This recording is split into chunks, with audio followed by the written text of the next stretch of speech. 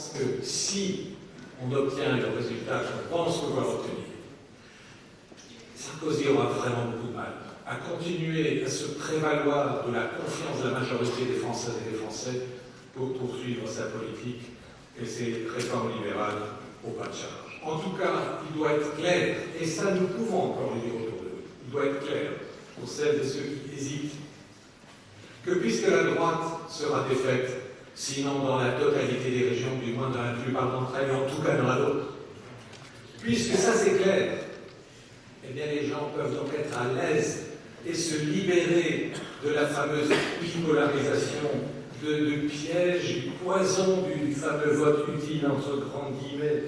Ils doivent se poser, ils peuvent se poser la question de quel poids dans le succès désormais assuré de la gauche pèsera la gauche de combat que nous représentons. Beaucoup se posent la question parce que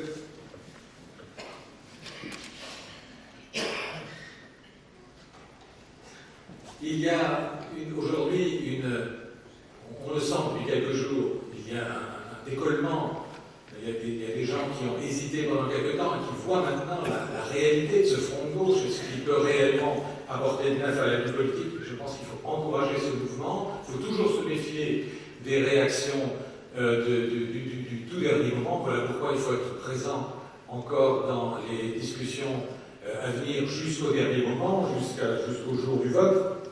Et cet argument, à mon avis, est très important à apporter. À savoir qu'il faut une gauche aujourd'hui qui ne cède pas aux pressions, au nom d'un pseudo-réalisme de gauche, ou au nom d'une prétendue crédibilité présidentielle. Une gauche pour qui le clivage gauche-droite continue d'être une référence plus actuelle que jamais. Une gauche à la hauteur des enjeux d'aujourd'hui. Quels sont ces enjeux ?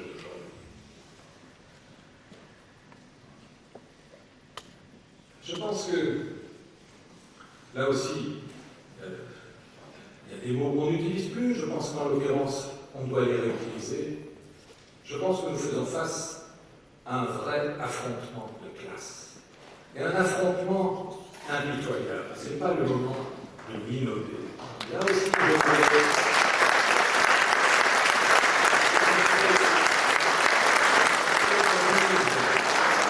les journaux de droite actuellement, le Figaro hier, les entreprises du CAC 40 ont bien résisté à la crise. Leurs bénéfices ont atteint 47,1 milliards, la perspective pour 2010 sont encourageantes. Et pourquoi ils ont réussi ça? Eh bien, parce qu'ils ont coupé les investissements, réduit les coûts avec certaines chaînes de production. Ça, c'est d'un côté. Vous avez d'ailleurs, apparemment, c'est les grandes banques, ça c'est les Échos, pour ne pas faire de jaloux. Les grandes banques françaises ont dégagé en 2009 plus de 11 milliards d'euros de bénéfices. Vous savez qu'il y a un an, ce sont les États qui les ont sauvés. Et elles ont donc transféré leur dette sur l'État, et c'est vers nous, vers le peuple, qu'on va se tourner pour payer ces dettes. Et puis, comme il faut évidemment toujours remonter le moral des riches qui sont toujours inquiets pour l'avenir de leur profit, là c'est un tribune qui écrit le dividende comme rempart à l'incertitude, comme c'est bien dit. 53% des sociétés ont surpris agréablement le marché sur la politique de distribution de dividendes. Vous l'avez compris. Donc, il y a d'un côté, comme jamais, avec un cynisme épouvantable, qui s'affiche, les grands groupes, les grandes banques. Et il y a de l'autre côté des pressions inouïes sur le peuple. Et aujourd'hui, on peut dire sur le peuple dans toute sa diversité. Il y a bien sûr, et en premier lieu, le monde du travail, les actifs, les retraités, les salariés des villes, les agriculteurs. Mais il y a également, par exemple, les jeunes. On peut parler aujourd'hui d'une génération sacrifiée. On peut parler aujourd'hui d'une génération sacrifiée, puisqu'il y a ce qu'on appelle les couches moyennes, y compris les cadres. Ce qui se passe, d'ailleurs, cette tragédie qui se passe à France Télécom ou à Renault-Guyancourt montre que le décrochage d'une partie de la population de ce modèle inhumain qui est mis en place s'élargit dramatiquement de jour en jour. Et puis, y compris les petites entreprises qui n'ont plus accès au crédit, C'est-à-dire qu'il y a là un terrain de convergence extrêmement large, je pense plus large que jamais, et pas seulement sur le plan social, mais aussi sur le plan démocratique. La démocratie est en danger dans ce pays, on le voit à la dérive répressive, à la criminalisation du mouvement social, à la stigmatisation des immigrés, à la tentative scandaleuse encore l'autre jour de hiérarchiser les citoyens français en fonction de leur origine, la volonté de reprendre en main la justice.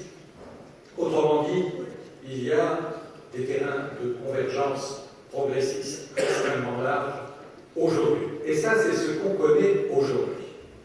Maintenant, je voudrais dire un mot sur les mesures prévues, dont on sait déjà, on ne connaît pas les mesures, en tout cas on connaît la gravité des projets qui se préparent pour l'après-élection régionale. On en a une idée assez précise, et je trouve qu'on n'en parle pas assez. Il faut donc le redire.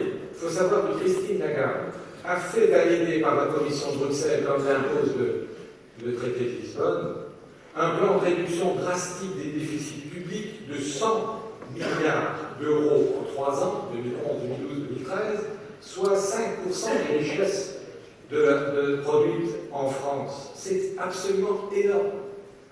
On ne sait pas encore quelles sont les mesures qui seront déclinées. Ça, on le saura après les élections. On sait que ce sera énorme en matière de démantèlement de services publics, de protection sociale, de la fonction publique. Et ça ne suffit pas encore au marché. J'ai lu hier, pas plus tard qu'hier, que la fameuse agence de notation Fitch, celle-là même qui n'avait absolument rien trouvé à redire aux subprimes, à toutes les bulles spéculatives que produit régulièrement le capitalisme, et qui aujourd'hui est en quelque sorte la vigie au service des mêmes. Chaque fois qu'ils estiment que les dépenses publiques sont excessives, eh bien, l'agence de notation Fitch menace de dégrader la note de l'Espagne, de la Grande-Bretagne et de la France si des mesures, je cite, plus crédibles ne sont pas prises en matière de réduction des déficits publics. Ça ne vous rappelle rien? C'est comme ça que ça a commencé avec le harcèlement de la Grèce par le marché. Même si la France n'est pas la Grèce, il faut savoir que ces pressions ne s'arrêteront jamais d'elles-mêmes. Après la Grèce, il y a le Portugal, après le Portugal, il y a l'Espagne, après l'Espagne, il y a l'Italie. Et après, manifestement, il y a, y compris, aux yeux de ces requins, des pays comme la Grande-Bretagne et la France. Il faut donc se montrer solidaire de la Grèce, mais pas par de la commisération ou par la compassion, mais pour rendre intelligible l'intérêt mutuel face à nos adversaires communs. Il faut que cette hystérie collective des marchés, de leurs serviteurs dociles au niveau de l'Union européenne en particulier, il faut organiser une véritable résistance, une véritable contre-offensive. Ou alors on accepte de subir dans l'immédiat et on attend passivement que notre tour arrive. Je pense que le choix est vite fait.